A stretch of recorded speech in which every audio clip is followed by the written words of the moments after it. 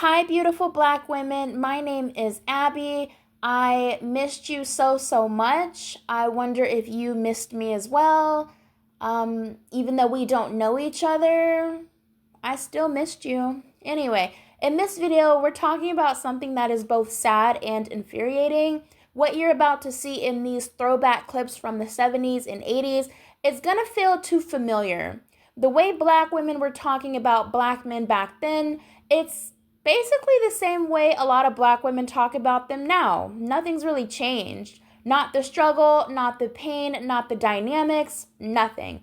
The only thing that's changed is maybe the slang we use, the way we talk, and the clothes we wear. That's it. That's all. Everything else, it's still the same recycled dysfunction. You'll see in these clips black men in the 70s already whining about how black women aren't feminine enough, already obsessed with control, already blaming us for everything wrong in their lives. You'll hear women expressing heartbreak, disappointment, and straight up confusion. You'll see black men dodging accountability, shifting blame, and doing what they've always done, which is making up excuses. And what's even more disturbing is how even the delusion from our side hasn't changed. You hear black women talk back then about how they believe in black love, how they're waiting for a strong black man to lead the household, how they think if they're just supportive enough, submissive enough, loyal enough, maybe he'll change. And I want to say, some of these women, they don't explicitly say that, but in my opinion, it is important. The woman steps out the door. If you said you want to jam her. If she can accept it, it's beautiful. We're not ready for all this bullshit we're getting from the black men. We're not taking anymore like we used to. I think the ladies of the 70s were more independent, but the ladies of the 80s would be more dependent on men.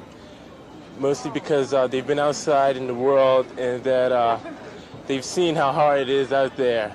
You see a lot more women in graduate schools. You see a lot more women in executive positions, and a lot more women owning their own offices and businesses. And I think men are becoming scared of that.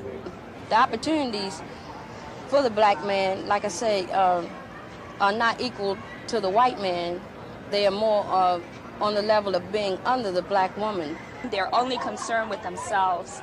They have no religious or no convictions whatsoever, and sex is usually their first priority. How I feel about the women here in the 80s, that they are beautiful, fantastic, and most of them have the jobs. So stick with them. The male mentality is a little shaky, like weak. But I don't blame the men fully because there are a lot of dense women out here also. Well, I think they're more independent now. They look more toward a single life, not really a husband and wife relationship as they used to in the past. I think it's about time for everybody to get their act together. I think that the women depend on the men depend on the women, and if we all work together as a unit, then we can get something done. So I'm calling all men, be a man and do what you're supposed to do spiritually, financially, and mentally. And for the women, we got to stick with the men, encourage them in every area. And I think that if we do this, you'll find that the children will grow up stronger with a lot more love in their lives and not looking so much for the things of the street. Oh, he don't love you, all this other shit. I just think he's like insecure and showing how he really loves. That's the same delusion that keeps a lot of black women stuck today in 2025. Okay, we have inherited this generational fantasy of black unity that only we are still committed to. Meanwhile, black men have checked out decades ago. You need to check out too. Back in the 70s and the 80s, they were already complaining about black women's attitudes, saying we were too strong, too loud, too dominant. Which, I'll be honest, if black men are saying black women have attitudes, okay, fine, right? Like, I can understand that, but when I hear that, I have to ask myself, why does she have an attitude? Because usually when I hear a black man say that, I low-key agree, right? I do think some black women do have bad attitudes, but I'm always on the woman's side, so I ask myself, why does that black woman have an attitude? It's probably because her race of men are not about ish. They're not about anything. They're not masculine. A lot of them don't want to work. They have created so many fatherless homes, so many baby mamas in and out of prison, won't get educated. So I could understand why a lot of black women have bad attitudes. Look at the community she's a part of. I can understand that 100%. But what I don't understand is black men questioning black women's attitudes, after you have abandoned families, disappeared from the home, and let the streets raise your kids. Of course she has an attitude. Of course she doesn't respect you. You pretty much allowed the crack cocaine epidemic to decimate entire neighborhoods without putting up a fight. And then you blame the white man, right? He might have brought it into the community, but did he tell you to sell it to pregnant women, to good people, to good black people? Did they force you to sell it? No, they didn't. It's like you black men have allowed black women to carry the weight of the world. And then you start crying about being emasculated, and you still have the nerve to demand softness from women you have never protected. Excuse me? Of course she's not soft.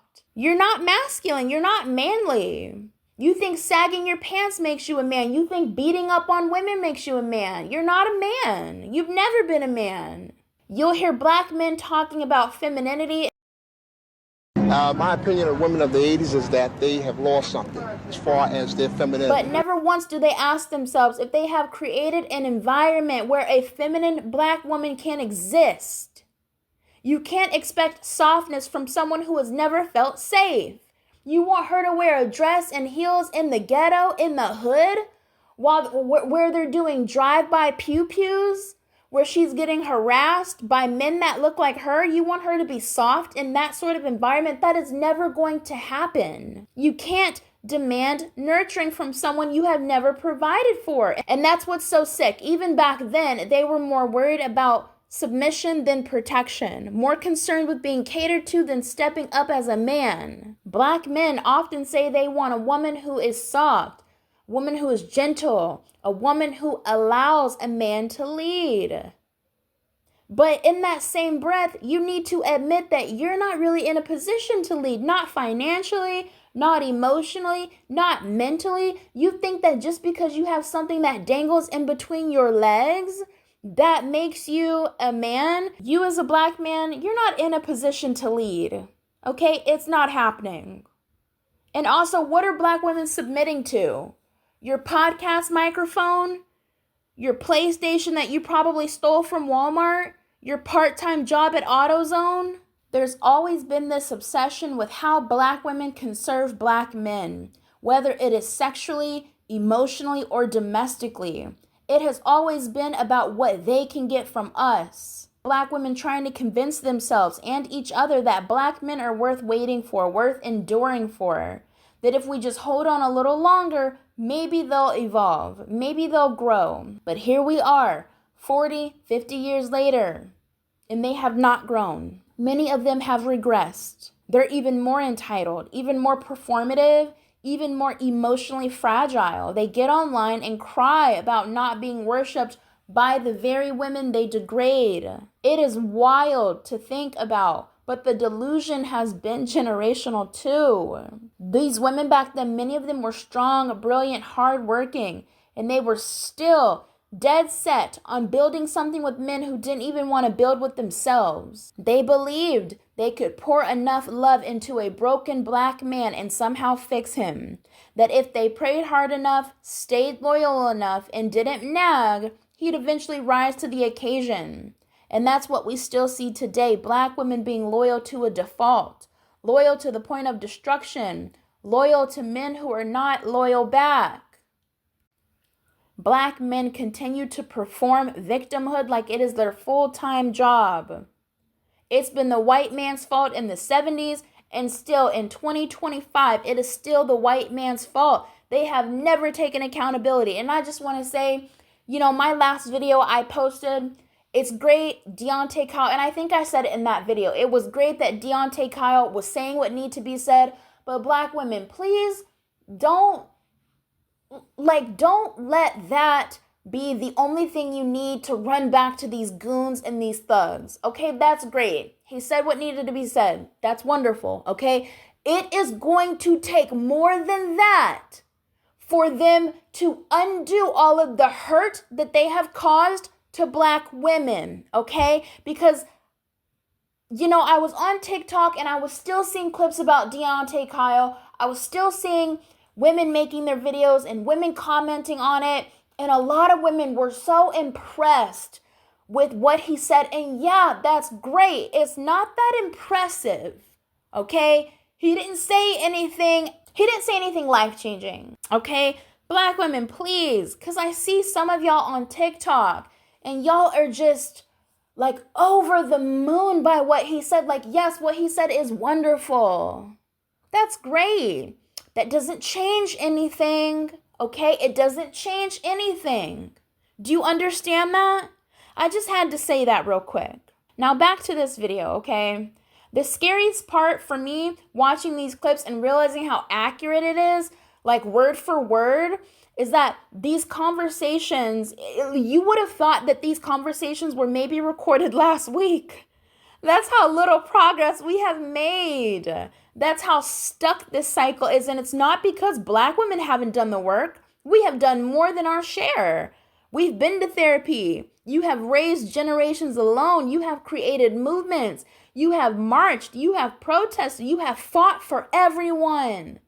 But one thing you haven't done is leave the dead weight behind. Do you want to know who the dead weight is? I feel like you already know. It's Black men. You need to leave them behind. The truth is, there is no amount of femininity that can save a group of men who are committed to being beneath you. You cannot be soft for someone who sees your softness as a weakness to take advantage of. You can't nurture a man who views you as competition. You can't build with someone who's too intimidated by your strength. So to all the Black women watching this, I really need you to understand this clearly. You're not the problem. I promise you're not. You're not too masculine. It's the men are too feminine. You're not too strong. The men are fucking weak. You're not too loud. You are the product of survival. You're the product of generations of abandonment, betrayal, and chaos. And yet, you still show up with so much love in your heart, and I love us for that. You're loving the wrong group of men, though. I will tell you that, okay?